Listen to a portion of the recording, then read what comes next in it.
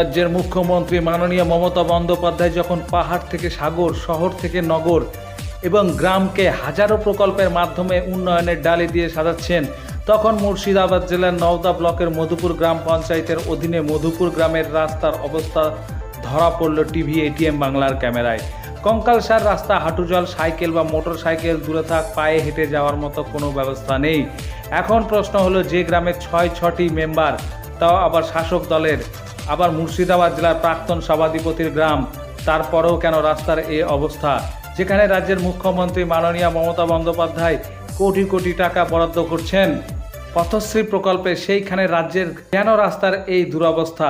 আজ নওদা ব্লক বলে নয়, বাংলার সব জায়গায় রাস্তার একই অবস্থা। তাহলে কি ধরেই নিতে হয় বঙ্গবাসী কাটমানির শিকার? নওদা থেকে ক্যামেরায় শরীফুল ইসলামের সঙ্গে আবিদ হোসেন মণ্ডলের report, TV ATM Bangla, Kolkata. রাস্তার সম্বন্ধে আমরা বলতে চাইছি যে এই রাস্তার অবস্থা খুব খারাপ এবং আমরা প্রশাসনের দৃষ্টি আকর্ষণ করছি।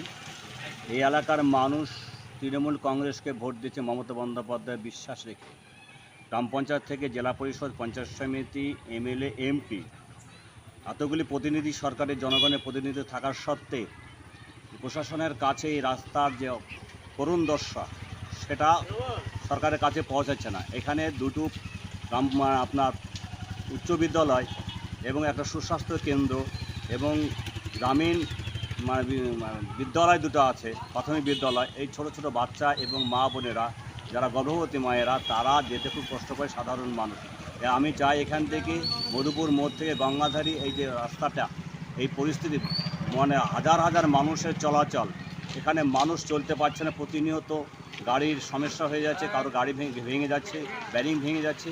আমরা চাই, এই গ্রামে 6 জন মেম্বার আছে, তারাও কিন্তু এই রাস্তা নিয়ে কোনো কাজ করেননি এবং বিগত দিনে দেখেছি এই গ্রাম থেকে টানা 30 বছর প্রধান ছিল, তারা প্রাক্তন প্রধান হিসাবে তারা এলাকার উন্নয়ন করতে পারেনি এবং তারাও এই গ্রামের মানুষ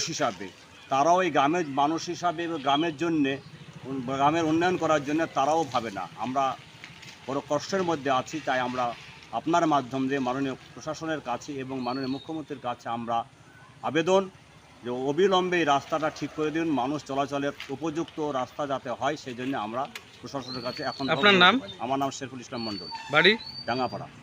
এই রাস্তা প্রতিদিন অগণিত লোক যাতায়াত করে এবং রাস্তা খুবই খারাপ এবং মোটরসাইকেল তো দূরের কথা, 4 চাকা এবং গাড়ি, সাইকেল, মানুষও চলাচল খুব অসুবিধা। আর আমরা প্রতিনিয়ত আসি, যার জন্য মুখ্যমন্ত্রীর কাছে আবেদন রাখবো যে মাননীয় মুখ্যমন্ত্রী যেন আমাদের রাস্তাটা সুন্দরভাবে যেন আমাদের পরিষেবার জন্য তৈরি করে দেয়। আপনার নাম? মানব মজুর।